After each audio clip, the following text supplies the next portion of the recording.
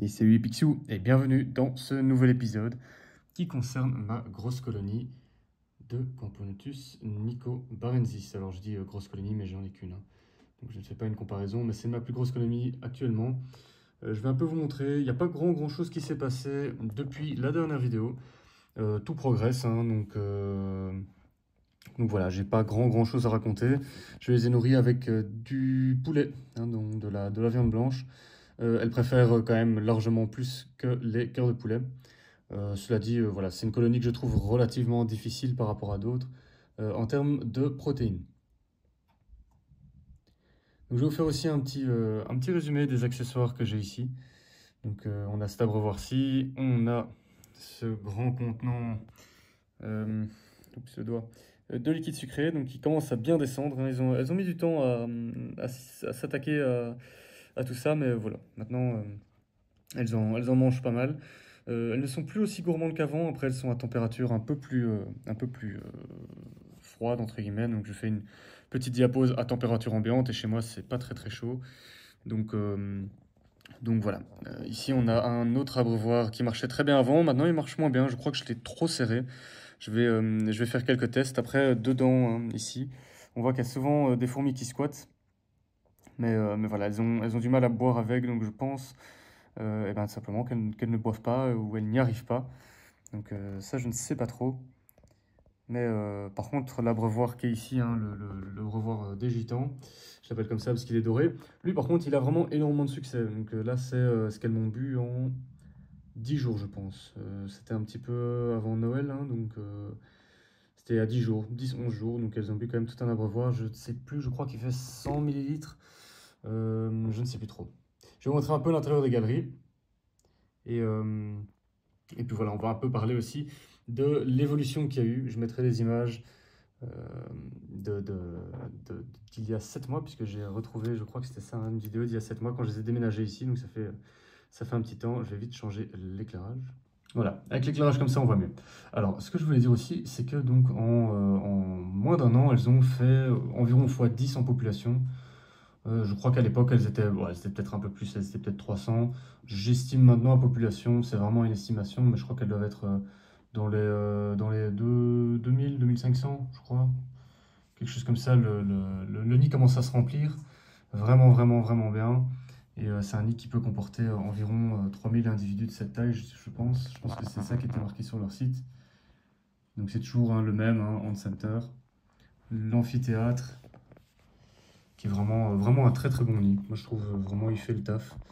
Euh, donc ici j'avais fait un short, hein, on voit qu'il y a pas mal d'œufs. Donc ça continue de pondre.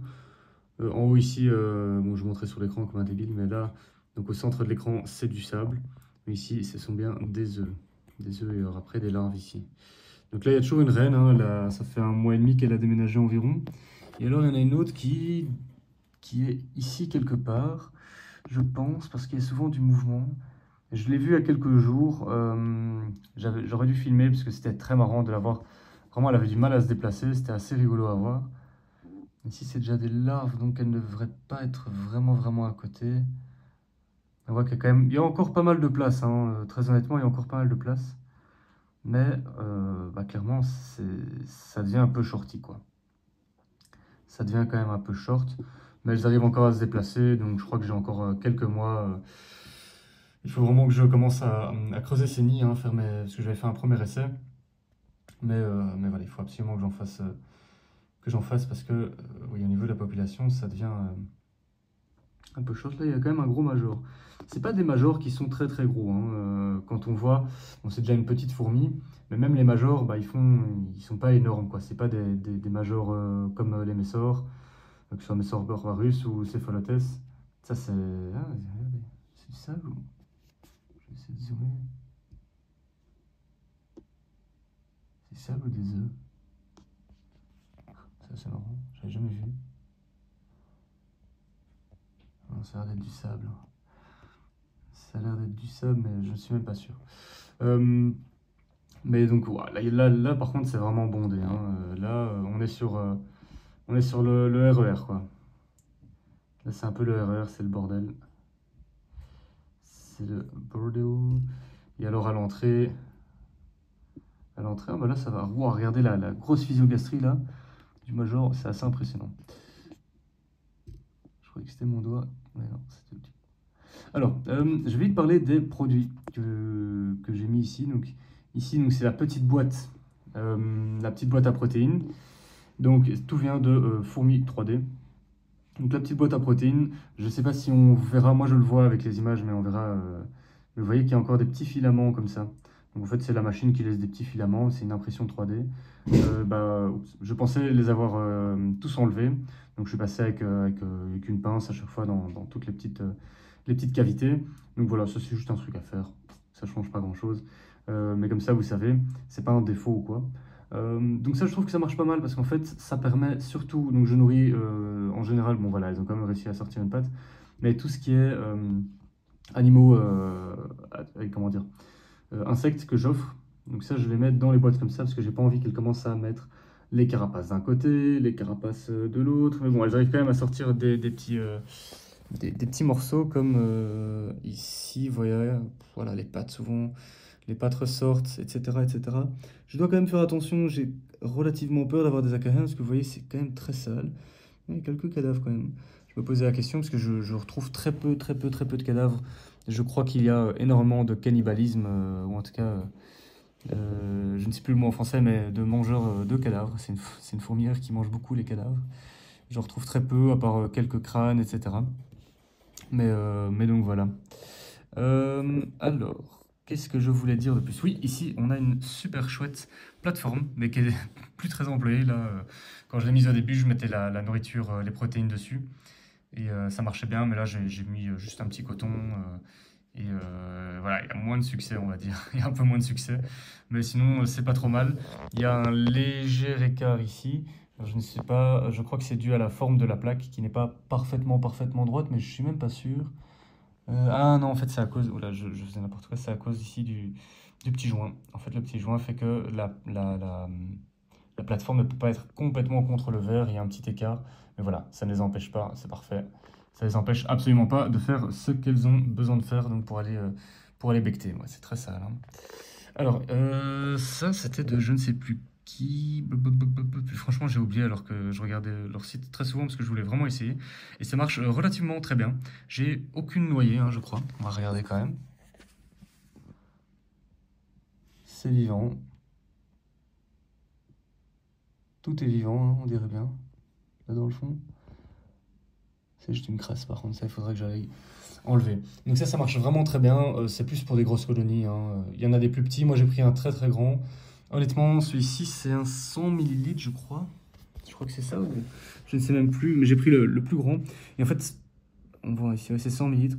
Très honnêtement, même avec une colonie de fourmis aussi grande, ça met énormément de temps à descendre. Ça fait plus d'1 mois que c'est là. Franchement, je devrais même changer le liquide. Mais voilà, enfin, elle continue de le boire, il n'y a aucun souci, il n'y a pas de mortalité ou quoi. Mais quand même, voilà, franchement, il faut des énormes colonies si on veut que ça descende vite, etc. Donc c'est pas mal par contre quand on part en vacances.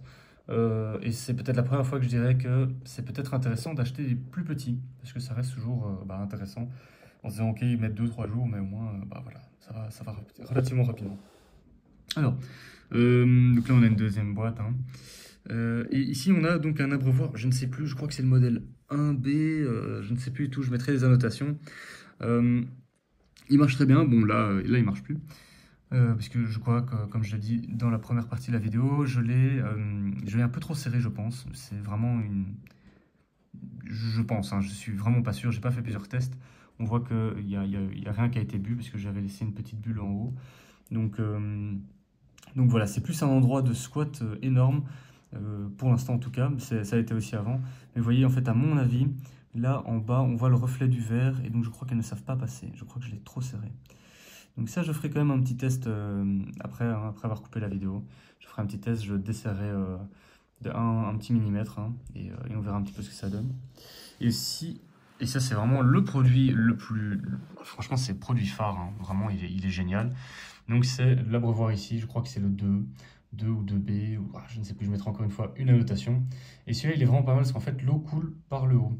Alors c'est un peu bizarre à expliquer comme ça, mais en fait, vous voyez, l'eau va couler Et en fait, elle va tomber là, dans le petit réceptacle, hein, et en fait, les fourmis viennent boire.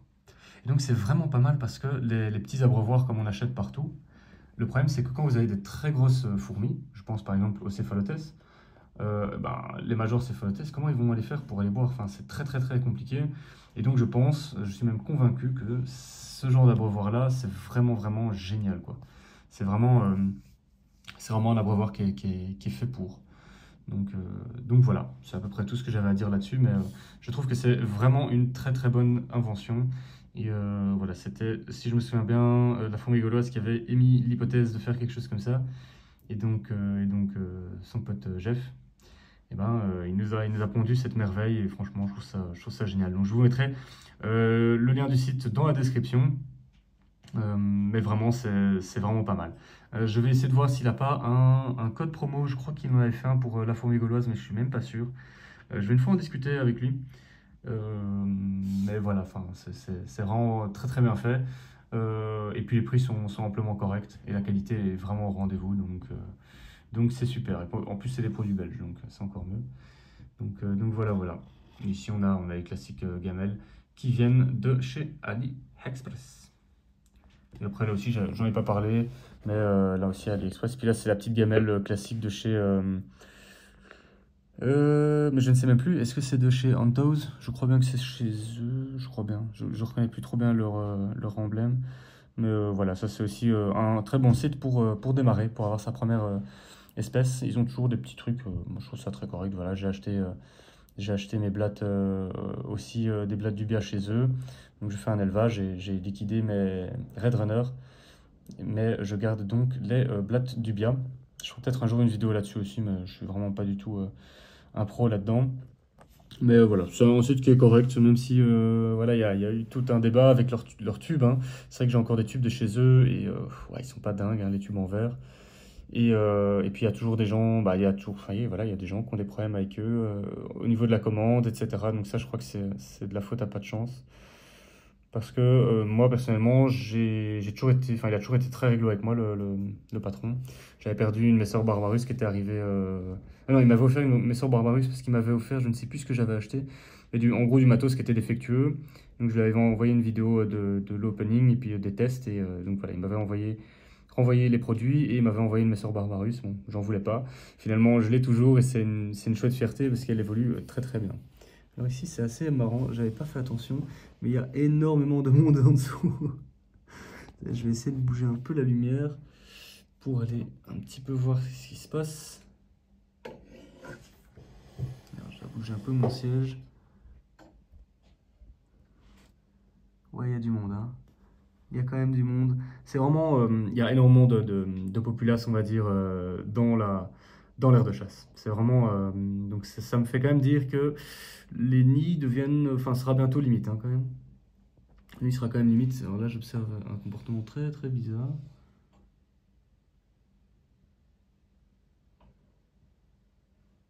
J'ai pas eu le temps de montrer. Mais ouais, elle était en train de bouger dans tous les sens. Celle qui est en train de se gratter au centre de l'image. Ah, voilà, on voit qu'elle a un petit souci quand même, hein. Je sais pas, elle fait un peu de techno. Bizarre, bizarre. Voilà, ouais, elle a l'air pas au top. Pas au top. Ça me fait toujours un peu mal au cœur de voir ça, mais voilà. Bah écoutez, là je zoome beaucoup trop. Je vais retourner vous montrer un petit peu là-bas. Ça va pas du tout. Voilà, c'est mieux. Écoutez, merci beaucoup d'avoir regardé cette vidéo. Un petit peu brouillonne, hein, mais voilà, ça fait aussi partie de ma façon d'être et de filmer. J'espère qu'elle vous aura plu. N'hésitez pas, vous savez bien, like, commentaire, pourquoi pas vous abonner, nani, nana, tout ça, tout ça. C'est un peu embêtant, mais quand je le dis pas, eh ben, je remarque que j'ai un petit peu moins de vues, de j'aime, de bazar, machin. Donc c'est toujours un peu embêtant, mais voilà. J'espère que vous avez passé de très bonnes fêtes surtout. Prenez bien soin de vous les Picsou. Et à très bientôt. Salut! Cliquez, cliquez, bande de... Laissez des commentaires, bande de... Clique.